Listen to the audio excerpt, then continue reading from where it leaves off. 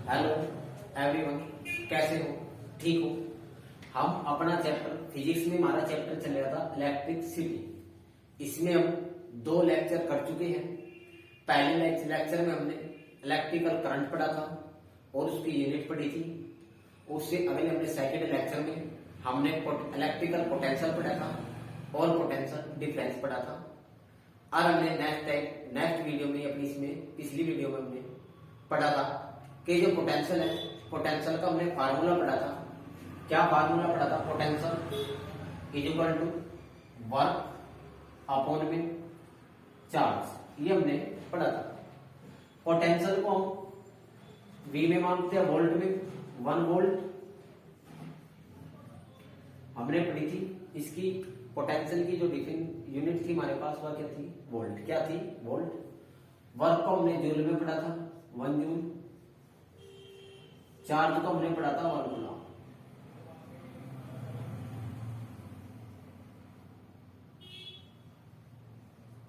हमने इसको कूलम में पढ़ा था, ये हमने पढ़ लिया था। आज हम पोटेंशियल डिफरेंस से रिलेटेड क्या करेंगे? 1-2 न्यूमेरिकल करेंगे, जिससे एग्जाम के अंदर न्यूमेरिकल भी पूछे जाते हैं। तो मैं न्यूमेरिकल करूंगा।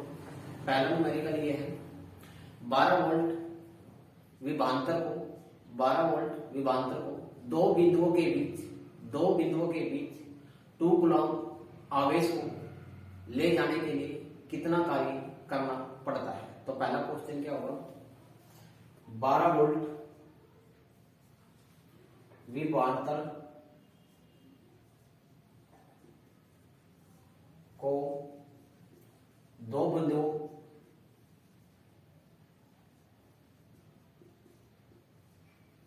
के बीच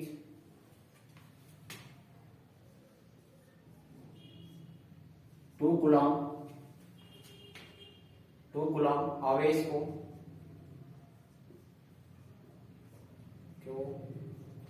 ले जाने के लिए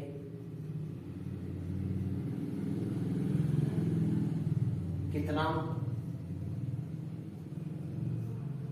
कार्य करना पड़ेगा।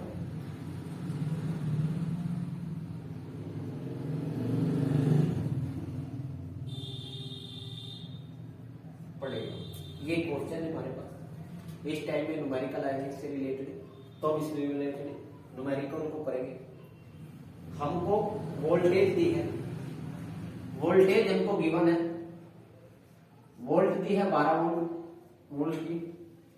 जो चार्ज है, जो हमको चार्ज दिया है वो हमको दिया है 2 कूलम।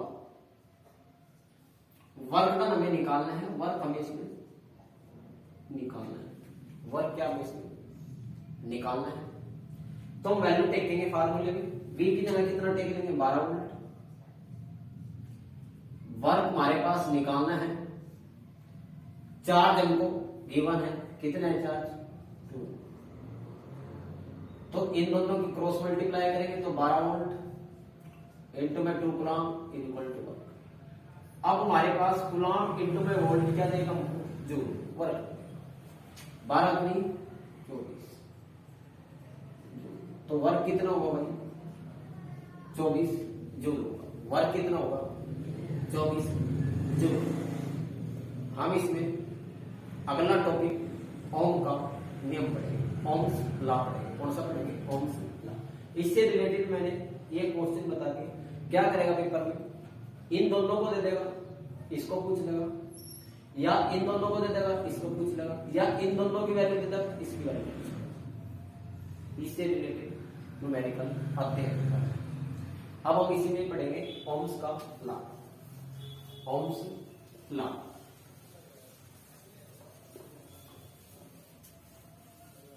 ओम्स लॉ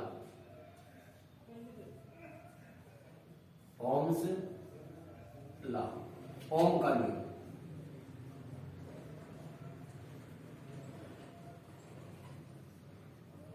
नियम।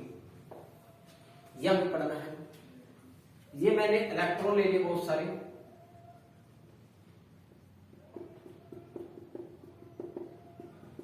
ये क्या है?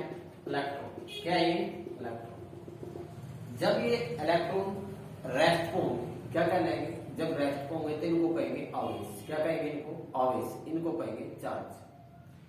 जब इलेक्ट्रॉन रेस्ट पर होंगे तो इनके कहलाएंगे आवेश। और जब ये आगे की ओर चलेंगे, जब ये क्या करेंगे आगे की ओर चलेंगे, इसे कहेंगे धारा। क्या कहेंगे इसको, धारा, करंट। क्या कहेंगे इसको, आगे की ओर चलेंगे तो क्या कहलाएंगे, धारा। क्या करेंगे, धारा। और जो इनको पीछे से धकेलता है, जो इनको धकेलेगा आगे की ओर, उसको कहेंगे पोटेंशियल। उसी को क्या कहते हैं, पोटेंशियल। और जब ये आगे की ओर चलेंगे, जब इनके आगे कोई रुकावट आ जाएगी, उसी को कहते हैं रेसिस्टेंस। उसी को क्या कहते हैं, रेसिस्टेंस। जब आगे कोई इनके इलेक्ट्रॉन की रुकावट आ जाएगी, उसी को कहते हैं रेसिस्टेंस। उसी को कहते हैं प्रतिरोध। क्या कहते हैं इसको, प्रतिरोध, रेसिस्टेंस। क्या कहेंगे इसको, प्रतिरोध। जब इलेक्ट्रॉन रुके रहेंगे वो कहलाएंगे आवेश या चार्ज। और जो उनको धकेलेगा, मोशन में कराएगा, उसी को कहते हैं पोटेंशियल। उसी को क्या कहते हैं, पोटेंशियल। जब मोशन में आ जाएंगे उसी को कह देंगे इलेक्ट्रिकल करंट। इनको कह देंगे इलेक्ट्रिकल करंट। और जब इन इलेक्ट्रॉन के अगर रुकावट आ जाएगी, उसी को कह देंगे रेसिस्टेंस, प्रतिरोध। क्या कह देंगे, उसी को प्रतिरोध। अब हम पढ़ेंगे अपना ओम का नियम। क्या पढ़ेंगे, ओम का नियम। जर्मन का एक साइंटिस्ट था, जॉर्ज साइमन ओम। जॉर्ज साइमन, ये कहा था, जर्मन का साइंटिस्ट था, जॉर्ज साइमन ओम। कहां का साइंटिस्ट था, जर्मनी का। जर्मनी का साइंटिस्ट था। 1827 में इसने ये नाम लिया था। इसने क्या करा, एक धातु की तार ली, एक धातु की तार ली, उस तार में विद्युत धारा प्रवाहित की। उसने क्या करी, एक धातु की तार ली, उसमें से विद्युत धारा प्रवाहित की। उस तार के दोनों बिंदुओं के बीच उसने क्या मिली, वोल्टेज मिली। उसे क्या मिली, वोल्टेज का संबंध पता लगा। उसे क्या पता, वोल्टेज का संबंध पता लगा। तो ओम का नियम पढ़ेंगे। क्या पढ़ेंगे, ओम का नियम। ओम का नियम कहता है, जब भी कोई कंडक्टर लेंगे, उस कंडक्टर में हमारे पास जो पोटेंशियल होगी वह डायरेक्टली प्रोपोर्शनल होगी। क्या होगी, कोई भी हमने कंडक्टर ले लिया, कोई भी तार ले ली, उस तार में जो भी हमारे पास पोटेंशियल होगी वह पोटेंशियल डायरेक्टली प्रोपोर्शनल होगी उसमें जितना भी करंट फ्लो करेगा। क्या होगा, उसमें जितना भी करंट फ्लो होगा। तो पोटेंशियल इज डायरेक्टली प्रोपोर्शनल, किसको होगी, डायरेक्टली प्रोपोर्शनल करंट के। किसकी होगी, करंट के। तो ओम के नियम की डेफिनेशन क्या होगी, the current flow of a wire is directly proportional potential different of the wire. तो क्या होगी इसकी definition,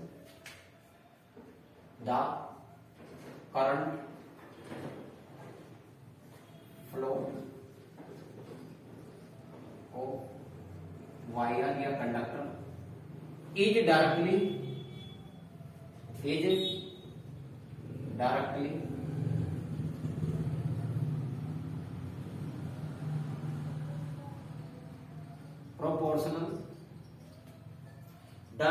proportional the current flow of a wire is directly proportional the voltage the potential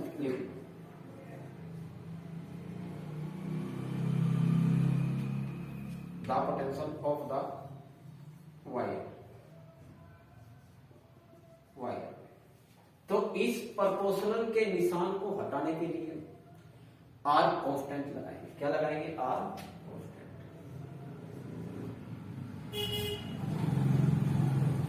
इस आर कांस्टेंट को हम कह देंगे resistance. क्या कह देंगे इसको, रेसिस्टेंस, प्रतिरोध। क्या कहेंगे,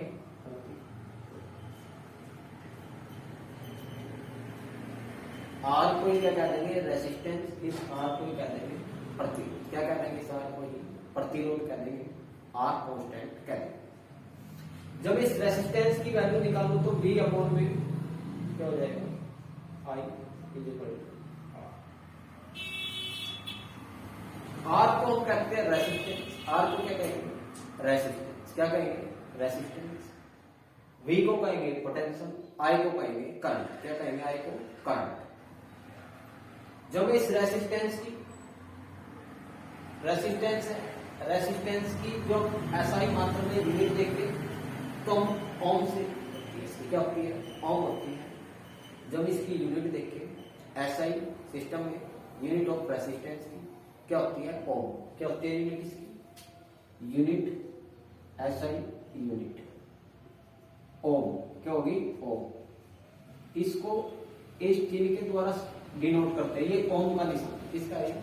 ओम। इस चिन्ह के द्वारा रेसिस्टेंस को जो यूनिट है तो ओम को इस चिन्ह के द्वारा डिनोट करते हैं। किस चिन्ह के द्वारा डिनोट करते हैं? इस चिन्ह के द्वारा डिनोट करते हैं। तो यहां से हम रेसिस्टेंस की को किस में मापेंगे? ओम में। तो ये क्या हो जाएगा? 1 ओम। किसके इक्वल हो जाएगा? वोल्टेज को 1 वोल्ट, एम्पियर को, करंट को 1 एम्पियर। तो 1 ओम किसके इक्वल होगा? 1 वोल्ट अपॉन में 1 एम्पियर।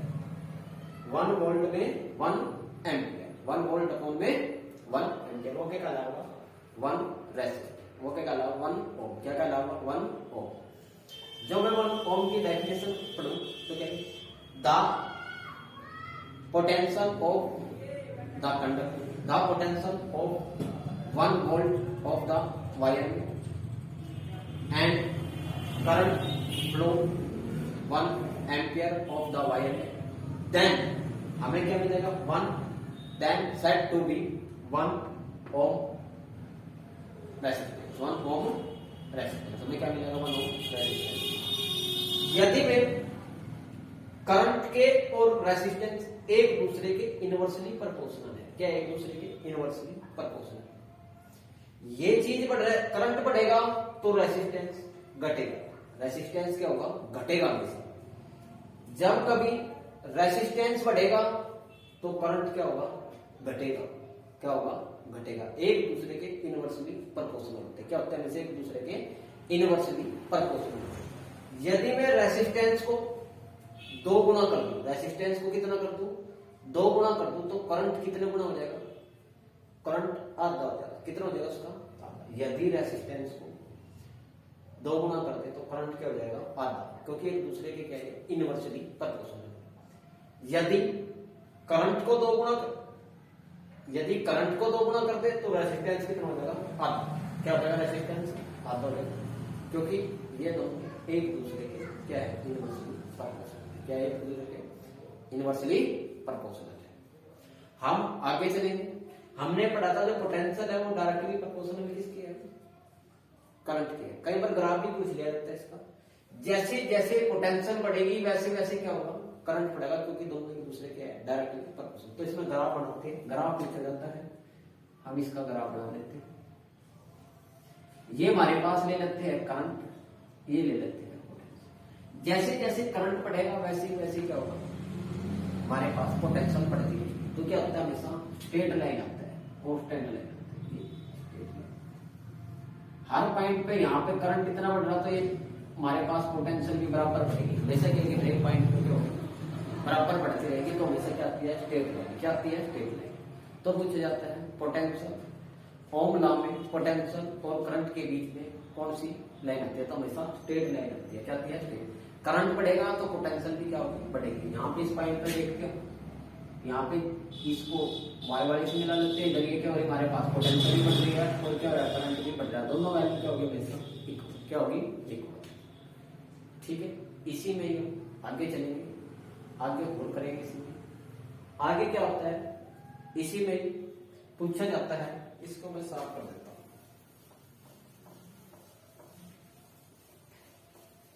ओम्स लॉ किसके लिए एप्लीकेबल होता है? ओम्स लॉ किसके लिए एप्लीकेबल होता है? ओम लॉ इन ओनली एप्लीकेबल होता है चालक के लिए, मतलब कंडक्टर के लिए। तो लिख लो, इस बात को नोट करो। ओम लॉ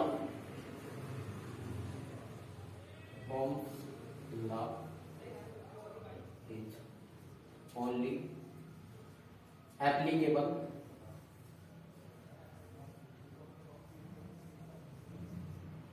किसके लिए?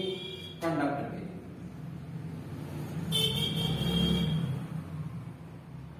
किसके लिए? करंट। हमने पढ़ा था ओम लॉ में जो करंट है वो क्या होता है?